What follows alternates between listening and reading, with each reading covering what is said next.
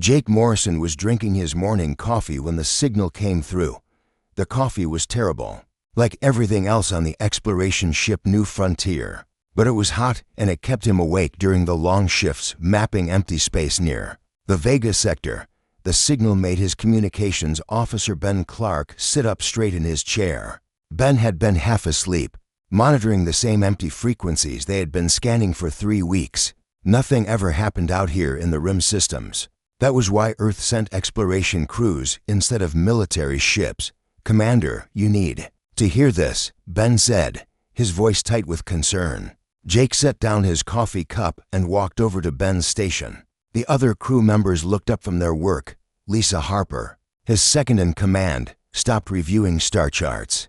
Tony Rodriguez pulled his head out of an engine maintenance panel. Karen Walsh paused her medical inventory checklist. Ben played the recording. The voice that came through the speakers was strange, musical, like someone singing and talking at the same time. But the words were clear enough, spoken in broken standard English. "Please, anyone who can hear this message. We are the Kaleri Confederation. Our worlds are dying. An ancient enemy has returned from the deep space. They consume everything. They eat not just our bodies, but our minds, our thoughts, our souls. We have tried to reason with them. We have tried to understand them. Nothing works. They only hunger. Please, if there are warriors among the stars, if there are those who know how to fight, we beg you to help us. We will give you anything. We will share all our knowledge. Just please, help us survive." The message repeated twice more, then cut to static. The bridge fell silent. Jake looked at his crew. They were explorers, scientists, engineers. They mapped new systems and took samples of interesting rocks. They were not warriors. "How far away is the signal coming from?" Jake asked. Ben checked his instruments. "About for days' travel through hyperspace, sir. The signal is strong, but old. I think it was sent maybe 2 weeks ago." Lisa Harper pulled up star charts on her screen. "That would put them in uncharted space, Jake. We have no idea what we would find there." Tony Rodriguez wiped grease off his hands with a dirty rag. "Their technology must be pretty advanced to send a signal this far. The power requirements alone would be massive." Karen Walsh frowned at her medical scanner. "Did anyone else notice how desperate they sounded? I mean, really desperate. Like they were facing complete extinction." Jake stared at the communication station where the alien voice had come from. He thought about the fear he had heard in that musical voice. He thought about his orders from Earth Command, which were to map systems and avoid contact with unknown alien species. He also thought about the fact that someone out there was crying for help. "Ben, can you trace the signal back to its source?" "Yes, sir. The coordinates are locked in." "Tony, how are our engines?" "Running fine. Commander, we could make the jump whenever you want." Jake looked at Lisa. She was his second-in-command, but more than that, she was his conscience. If she thought this was a bad idea, she would tell him. "It could be a trap," Lisa said slowly. "We know nothing about these Kaleri people. We don't know if they are telling the truth about this enemy. We don't even know if they are the good guys in this situation. But if they are telling the truth," Karen said, "then an entire civilization is being wiped out while we sit here debating." Jake walked to the main viewer and stared out at the stars. Somewhere out there, people were dying. Maybe or probably, the fear in that alien voice had sounded real. "Commander," Ben said quietly, "there is something else. I have been monitoring the signal frequency since we received the message. There have been 3 more transmissions, but they were much weaker. And the last one," he paused, "the last one cut off in the middle of a word. That decided it for Jake." He turned back to his crew. "We are going to take a look. Just a look. We jump in, assess the situation. And if it is more than we can handle, we jump right back out and contact Earth. Command for proper military support." Lisa nodded slowly. "Understood, sir." Tony grinned. "Finally, something interesting happens." Karen checked her medical supplies. "I hope we won't need these, but I will be ready just in case." Ben started plotting the hyperspace jump. "Coordinates locked in. Commander, ready when you are." Jake took one last look around the bridge of his small exploration ship. The New Frontier was not a warship. It had basic shields and a couple of small defensive weapons, but it was built for science, not combat. His crew were good people, smart people, but they were not soldiers still. Someone was asking for help, and Jake Morrison had never been able to ignore a cry for help in his entire life. "Make the jump," he ordered. The stars blurred and shifted. As the new frontier entered hyperspace, in 4 days, they would reach the source of the signal. In 4 days, they would meet the Kalari Confederation and learn about the ancient enemy that was consuming their worlds. In 4 days, Jake Morrison and his crew would begin to understand that sometimes when people cry for help, they get exactly what they ask for, but not always what they expect. The hyperspace journey gave them time to analyze the signal more carefully. The Kalari language was complex, musical, built around harmonic frequencies that their translation computers struggled to process. But gradually, a picture emerged of the civilization that had sent the distress call. The Kalari Confederation was old, possibly thousands of years old. They controlled dozens of star systems and had achieved a level of technology that made human science look primitive. They had eliminated war from their society centuries ago and lived in what they called harmonic balance with each other and their environment. They had never encountered an enemy they could not reason with or understand. Until now. The enemy they called the Devourers had appeared without warning from the direction of the galactic core. The first Kalari world to encounter them had simply vanished. All communication stopped. When other Kalari ships investigated, they found empty planets. Stripped of all life, the pattern repeated. The Devourers moved from system to system, consuming everything in their path. They ignored all attempts at communication. They showed no interest in negotiation or surrender. They simply consumed and moved on. 12 Kalari worlds had fallen before the distress signal was sent. Jake, Lisa said on the 3rd day of their journey, "I have been thinking about something. These Kalari people, they eliminated war from their society. That means they probably have no idea how to fight." "What do you mean?" Jake asked. "I mean they might have advanced technology, but if they have not fought a war in centuries, they might not know how to use that technology for combat. They might not even think in terms of tactics or strategy." Tony looked up from the engine status report he was reading. "You mean they called for warriors because they literally do not know how to be warriors themselves?" "Exactly," Lisa said. "They need someone to teach them how to fight." Jake stared out at the swirling colors of hyperspace. "And they think we are warriors." Karen laughed, but there was no humor in it. "We are explorers. We study plants and rocks and take pictures of pretty nebulous. What are we going to teach them about fighting?" But even as she said it, Jake knew she was wrong. Humans might be explorers now, but they had not always been explorers. Every human child learned about the wars of the past, about battles and strategies, and the long, violent history of their species. Every human knew how to fight, even if they had never been in a real fight themselves. It was built into their culture, their stories, their genetic memory. The Kalari had called for warriors, and warriors were exactly what they were going to get, even if those warriors came in the form of a small exploration ship with a crew of 5 humans who had never fired a shot in anger. On the 4th day, the new frontier dropped out of hyperspace at the edge of the Kalari home system. What they saw there would change everything. The Kalari home system was dying. Jake Morrison stood on the bridge of the new frontier and stared at the main screen in shock. Where the sensors had expected to find a thriving civilization, they saw chaos. Broken ships drifted in the void like metal bones. Space stations hung dark and silent, even from this distance. Jake could see that several of the system's planets showed massive scars across their surfaces. "My God," Lisa Harper whispered from her station. "What happened here?" Ben Clark worked frantically at his communications panel. "I am picking up hundreds of distress signals, Commander. Most of them are automated, but some are live transmissions. The Kalari are still here, but barely." Tony Rodriguez studied the sensor readings with growing amazement. "Jake, you need to see this.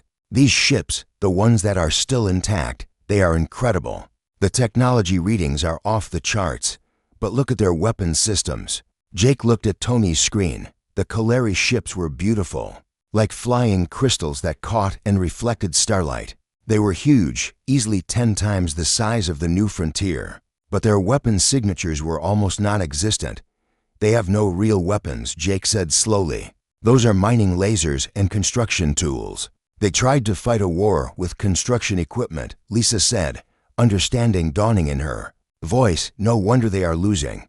A new voice came through the communication system, speaking in that same musical language they had heard in the distress signal. Ben quickly ran it through the translation program. Unknown vessel. Please identify yourself. Are you the warriors we called for? Please, we need help immediately. The Devourers will return soon. Jake took a deep breath. Ben, open a channel. Channel open, sir. This is Commander Jake Morrison of the human exploration ship New Frontier. We received your distress call. We are here to help. There was a long pause. Then the musical voice returned, and Jake could hear the hope in it even through the mechanical translation. Humans, we have never heard of your species, but you came. You actually came. Please, dock with our command station. High Resonance Zephyr wishes to speak with you immediately. Ben provided coordinates to a massive space station that looked like it was made of living crystal. As they approached, Jake could see the damage more clearly. Huge sections of the station were missing, as if something had simply eaten them away. The docking procedure was unlike anything they had experienced. Instead of mechanical clamps and airlocks, the station seemed to grow around their ship, creating a perfect seal with organic-looking crystal formations. When the airlock opened, Jake got his first look at a Kaleri. High-resonance Zephyr was tall, nearly 8 feet, and appeared to be made of translucent crystal that glowed with soft inner light. Her form was humanoid, but elegant in a way that made human proportions seem clumsy. When she spoke, her voice created harmonics that Jake could feel in his bones. Commander Morrison, she said through a small translation device, I must confess, you are not what we expected when we called for warriors. Jake looked at his crew. Lisa stood at attention, like the former military officer she had been before joining the exploration service. Tony carried a toolkit, because Tony always carried tools. Karen had her medical scanner ready. Ben held a portable translation unit. They looked exactly like what they were, scientists and explorers trying to help. What did you expect? Jake asked. Zephyr's crystalline form flickered, which Jake was beginning to realize was how her people showed emotion. We expected to find other peaceful species who might know of diplomatic solutions, or perhaps beings with advanced shield technology. We never expected. She paused, studying Jake with large, multifaceted eyes. You are predators. It was not an accusation, just an observation. But it made Jake uncomfortable anyway. We are explorers, he said. But yes, humans evolved as predators. That was a long time ago. Not so long. Zephyr said quietly. I can see it in how you stand, how you position yourselves, how your eyes constantly scan for threats. You are predators who have learned to be civilized. We have been civilized so long we have forgotten how to be predators. She led them through corridors of living crystal to a chamber that had once been beautiful, but was now clearly a command center hastily converted for war. Holographic displays showed the positions of Kaleri's ships and the approaching enemy fleet. Tell us about the Devourers, Lisa said, immediately focusing on the tactical situation. Zephyr gestured to the largest display. The enemy ships appeared as dark blots against the star field, absorbing light rather than reflecting it. They consume matter and energy, but more than that, they consume consciousness itself. When they take a world, nothing remains, not just no life, but no memory that life was ever there. Tony studied the technical readouts. These ships of yours, they are amazing, but you are using them all wrong. What do you mean? Zephyr asked. You are fighting them like this is some kind of formal duel, Tony explained. Look at these formation patterns. You line up your ships and fly straight at the enemy. You are making it easy for them to target you. Jake watched the tactical displays and felt a familiar sense of tension. It was the same feeling he had gotten in strategy games as a child or when reading about historical battles. The Kaleri were fighting bravely, but they were fighting stupidly. How many ships do you have left? He asked. Perhaps 300 in this system, Zephyr replied. We had over 2,000 when the war began. And how many do the Devourers have? Our scouts report at least 500 approaching. Lisa shook her head. You cannot win with conventional tactics, not against those odds. Then we cannot win. Zephyr said simply, we will evacuate what population we can and retreat to our outer colonies. Perhaps we can delay them long enough for some of our people to escape to the far rim. Jake looked at his crew. Karen was studying medical data about the Kaleri. Ben was analyzing their communication systems. Tony was practically vibrating with excitement as he examined their ship designs. Lisa was already thinking tactically. He could see it in her eyes. What if you did not have to fight conventionally? Jake asked. Zephyr's crystalline form went completely still. What do you mean? What if we taught you to fight like humans? You would do this, but why? You barely know us. We have nothing to offer you that could be worth the risk. Jake thought about the fear he had heard in that first distress signal. He thought about the empty planets the Devourers had left behind. He thought about 300 ships, trying to hold off 500 with tactics that had not worked against any enemy they had faced. Because someone asked for help, he said simply. Zephyr stared at him for a long moment. Then her form began to glow brighter, and Jake realized she was crying. The Kaleri cried light instead of tears. How long do we have before they arrive? Lisa asked. Already planning. Perhaps 10 of your days. Zephyr replied.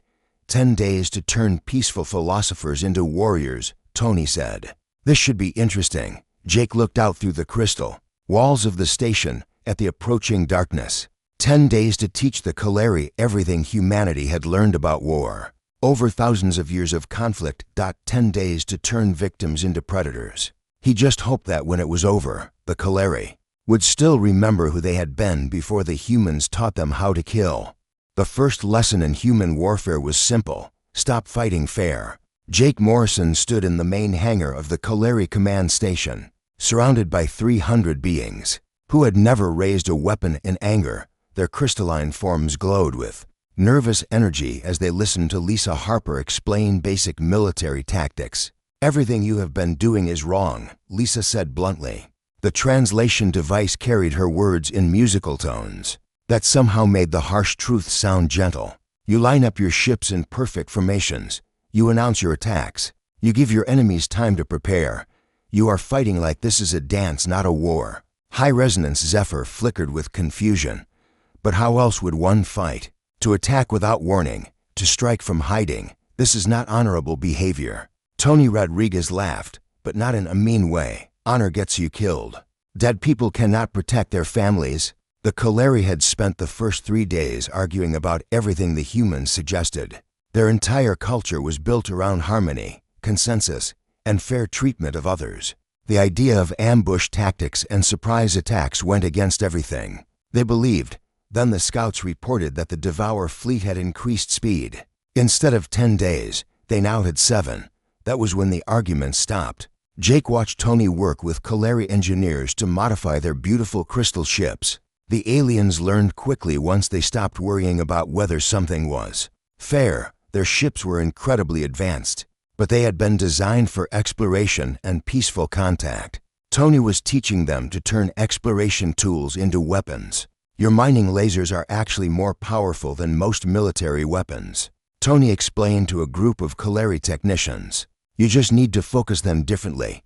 And these tractor beams you use for moving asteroids, they can tear an enemy ship apart if you know how to use them. Ben Clark had taken over the communication systems.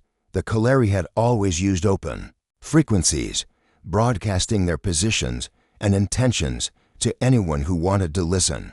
Ben was teaching them about encrypted channels, false signals, and electronic warfare. Never let your enemy know where you really are, he told the Kaleri communication officers. Make them think you have more ships than you do. Make them guess which signals are real.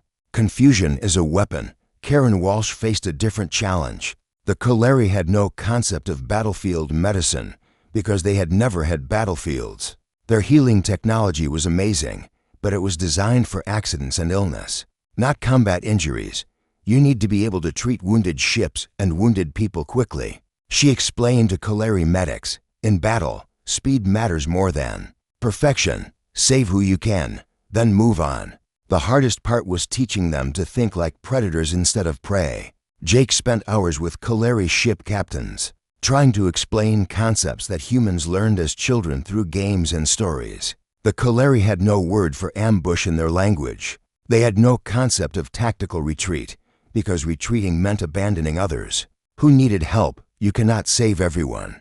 Jake told Captain Harmony Song, one of their best ship commanders, sometimes you have to let some people die so that more people can live. Sometimes you have to sacrifice the few to save the many. Harmony Song's crystalline form went dark with distress. How do you choose? How do you decide who lives and who dies? You choose fast and you live with the consequences, Jake said. Because if you do not choose at all, everyone dies. On the 5th day, the Devourer fleet was detected at the edge of the system. The Kaleri had 2 days left to prepare. Lisa Harper gathered all the ship captains in the command center. The crystalline beings sat in their traditional meditation circles, but their postures had changed. They no longer flowed like water. They sat straight, alert, ready. This is your battle plan, Lisa said, activating the holographic display. Forget everything you think you know about fair fighting. We are going to hit them with everything we have learned about human warfare in the last 5 days. The plan was brutal in its simplicity. Instead of meeting the Devourers in open battle, the Kaleri fleet would be split into small groups and, hidden throughout the system, they would use asteroids, space debris, and sensor shadows to mask their positions. When the Devourers arrived, they would find what appeared to be a small defense fleet around the main planet. While the enemy focused on this obvious target, the hidden Kaleri ships would attack from behind, targeting command vessels and communication nodes. But what about the ships acting as bait? Asked Captain Crystal Wind.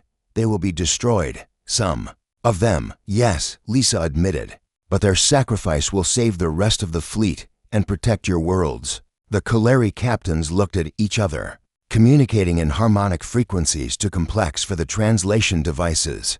Jake could see the struggle in their glowing forms. Everything about this plan went against their nature. Finally, High Resonance Zephyr stood up. We will do as you suggest. We will fight like humans. Tony had worked miracles with the Kaleri. Ships, their mining lasers now packed enough punch to crack enemy hulls. Their tractor beams had been reconfigured into tearing devices that could rip ships apart. Their sensor rays, designed to study distant stars, now worked as targeting systems that could track multiple enemies simultaneously. Ben had created a communication network that would let Kaleri ships coordinate attacks without revealing their positions. He had also prepared false signals designed to confuse the Devourers about the real size and location of the defending fleet. Karen had set up medical stations throughout the system, ready to treat the wounded from what was sure to be a bloody battle. On the morning of the 7th day, long-range sensors detected the Devourer fleet entering the outer system. Jake stood on the bridge of Harmony Song's ship, watching the tactical displays show enemy positions. The Devourers moved in the same formation they had used to destroy 12 Kaleri worlds. A massive wedge of dark ships that absorbed light and radio waves. They advanced slowly, confidently, expecting another easy victory. They had no idea what was waiting for them. All ships, this is High Resonance Zephyr, came the voice over the communication system. But the being who spoke no longer sounded like the frightened alien who had greeted them a week ago. Her voice carried new harmonics of command authority and cold determination. Today we fight not as Kaleri, but as predators. Today we hunt. Jake smiled grimly as he watched 300 crystal ships disappear into the shadows of space, ready to teach the Devourers what happened when prey learned to bite back. The real war was about to begin. The battle lasted 18 hours and changed everything. Jake Morrison watched from the bridge of Harmony Song's ship. As the Devourer fleet entered the inner system, the enemy moved in their traditional formation, a massive wedge of dark ships that seemed to eat the light around them. They had used this same approach to destroy 12 Kaleri worlds without losing a single vessel. Today would be different. Enemy fleet is holding formation, reported Ben Clark from his communication station. They are heading straight for the bait ships around the main planet, just like we predicted. The bait ships were 20 Kaleri vessels that had volunteered to act as obvious targets. They sat in plain sight around the home world, broadcasting distress signals and moving in the old, predictable patterns the Devourers expected. hidden throughout the system. 280 other Kalari ships waited in the shadows. "This feels wrong," Captain Harmony Song said quietly. Her crystalline form flickered with anxiety. "We are about to kill thousands of beings through deception and ambush." Jake understood her struggle. A week ago, these people had been philosophers and explorers. Now they were about to become killers. "They gave up the right to mercy when they started eating entire civilizations," he replied. "Sometimes being good means doing terrible things to protect innocent people." The Devourers reached the bait ships and began their attack. The dark vessels fired weapons that seemed to drain energy and matter from their targets. One by one, the brave Kalari ships that had volunteered as decoys began to die. Jake forced himself to watch. These beings were dying because of his plan. Phase 1 is working. Lisa Harper reported from her tactical station. "The Devourers are fully committed to attacking the bait fleet. They think they have won another easy victory." High resonance.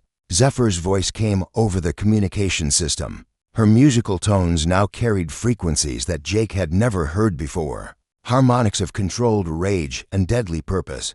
"All hunter groups, begin attack runs. Remember what the humans taught. US, strike fast, strike hard, and show no mercy." The real battle began. From behind asteroids and space debris, groups of 10 Kalari ships emerged and attacked the rear of the Devour formation.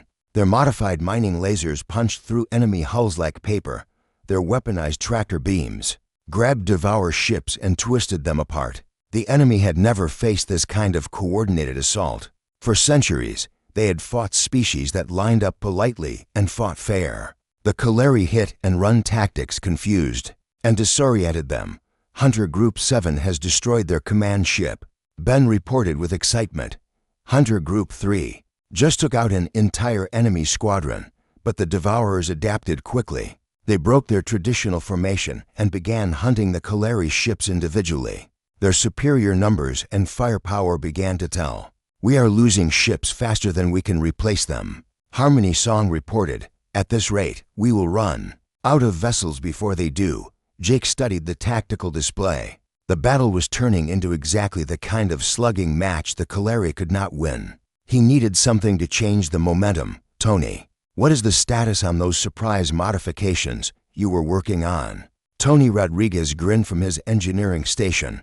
"Ready to go, boss. But you are not going to like it." "What did you do?" "I figured out how to overload the Kalari crystal technology. We can turn any of their ships into a massive bomb, big enough to take out 50 Devour vessels at once." Jake stared at Tony in horror. "You are talking about suicide attacks." "I am talking about winning," Tony replied quietly. "The Kalari ships are already dying anyway. This way their deaths count for something." Before Jake could respond, high-resonance Zephyr's voice came over the communication system again. "All ships, this is your Supreme Commander, Commander Morrison's. Engineer has shown us a way to ensure victory. Any ship that is too damaged to continue fighting can make the ultimate sacrifice for our people." "Zephyr, no," Jake said into his communicator. "There has to be another way." "There's no other way," she replied. And Jake could hear the terrible certainty in her musical voice. "This is what you taught us, Jake Morrison. Sometimes the few must die so the many can live." Over the next 4 hours, Jake watched in fascination and horror as 12 Kalari ships deliberately flew into the heart of enemy formations and detonated themselves. Each explosion destroyed dozens of Devour vessels and sent shockwaves through their fleet. The Devourers, who had never faced an enemy willing to die to defeat them, began to retreat. "Enemy fleet is withdrawing," Ben reported. "They are heading back toward the outer system." But Jake barely heard him. He was watching the tactical display and seeing something that chilled him to the bone. The remaining Kalari ships were not just defending anymore. They were pursuing the retreating Devourers, hunting them down and destroying them without mercy. "Zephyr, let them go," Jake said into his communicator. "You have won. The system is safe." "No," came the reply. "You taught us that enemies who escape can return stronger. We will destroy them all." The final phase of the battle was not a battle at all. It was an execution. The Kalari ships, using every trick the humans had taught them, systematically hunted down and destroyed the remaining Devourer vessels. They showed no mercy, took no prisoners, and gave no quarter when it was over. 437 Devourer ships had been destroyed. Not one had escaped. The Kaleri had lost 96 ships, but they had achieved total victory. Jake stood on the bridge of Harmony Song's ship and looked at the tactical display, showing the debris field that had once been the Devourer fleet. Around him, Kaleri crew members celebrated with harmonic songs that sounded nothing like the peaceful music he had first heard. These new songs carried frequencies of triumph, of bloodlust satisfied, of predators who had tasted victory and wanted more. "We did it," Lisa Harper said quietly. "We saved them." Jake watched high-resonance Zephyr's ship leading a formation of Kaleri vessels toward the outer system, where intelligence reports suggested more enemies might be hiding. "Did we?" he asked. "Or did we create something worse?" Captain Harmony Song approached him, her crystalline form now glowing with new patterns that seemed harder, more angular than before. "Commander Morrison," she said, "High-Resonance Zephyr requests your immediate presence. She wishes to discuss our next military operations." Jake stared at her. "Next military operations? Of course, now that we have learned to fight like humans, we must ensure that no enemy ever threatens us again. We have identified 17 species in the surrounding systems that could pose potential threats." Jake felt a chill run down his spine. "Harmony Song, those species have not attacked you. They are not your enemies." Her crystalline form flickered with what Jake was beginning to recognize as the Kaleri equivalent of a predator's smile. "Not yet," she said. "But you taught us that the best defense is a strong offense. We will strike first." 3 months after the victory over the Devourers, Jake Morrison stood in what had once been a meditation chamber and was now a war room. The crystalline walls that had once glowed with peaceful light now displayed tactical maps showing Kaleri fleet positions throughout the sector. Red markers indicated conquered systems. Yellow markers showed targets for future assault. Green markers represented the few remaining neutral territories. There were not many green markers left. High resonance. Zephyr entered the chamber, but Jake barely recognized her. The ethereal, translucent being he had first met was gone. In her place stood something that looked more solid, more angular, more predatory. Her harmonic voice now carried frequencies that made Jake's teeth ache. "Commander Morrison," she said, "I wanted to thank you personally before you leave our space." Jake turned away from the tactical displays. "What have you become, Zephyr?" Her crystalline form flickered with what Jake now knew was amusement. "We have become what you taught us to become. We have become survivors." The reports had been coming. And for weeks, the Kaleri military, a concept that had not existed for months ago, had identified dozens of species as potential threats. Their definition of threat was simple. Any species capable of space travel could potentially become an enemy. The solution was equally simple. Eliminate them before they could become dangerous. The peaceful traders of Harmony 7 never hurt anyone, Jake said. They were merchants and artists. You wiped out their entire civilization. They had advanced shield technology, Zephyr replied without emotion. In the wrong hands. Such technology could have been used to build warships. We could not take that risk. Jake stared at her. They were pacifists. They had no weapons at all. Neither did we, until you taught us better. We learned that pacifism is just another word for weakness waiting to be exploited. Lisa Harper had tried to reason with the Kaleri Leadership Council 2 weeks ago. She had returned to the new frontier shaken and pale. They are not evil, Jake, she had said. That is what makes this so horrible. They genuinely believe they are protecting themselves. They have taken everything we taught them about human military thinking and pushed it to its logical extreme. Tony Rodriguez had stopped speaking to the Kaleri engineers entirely. The beings who had once created beautiful works of crystal art now spent their time designing more efficient weapons. Their latest ships were angular, armored things that looked nothing like the graceful vessels Jake had first seen. We improved on your weapon designs, Tony had told Jake bitterly. Made them more effective, more deadly. They do not need us to teach them anymore. They have become better at being human than humans are. Ben Clark had been monitoring Kaleri communications for weeks. trying to understand what they had become. The musical language that had once carried harmonies of peace and cooperation now carried only frequencies of command, conquest, and cold efficiency.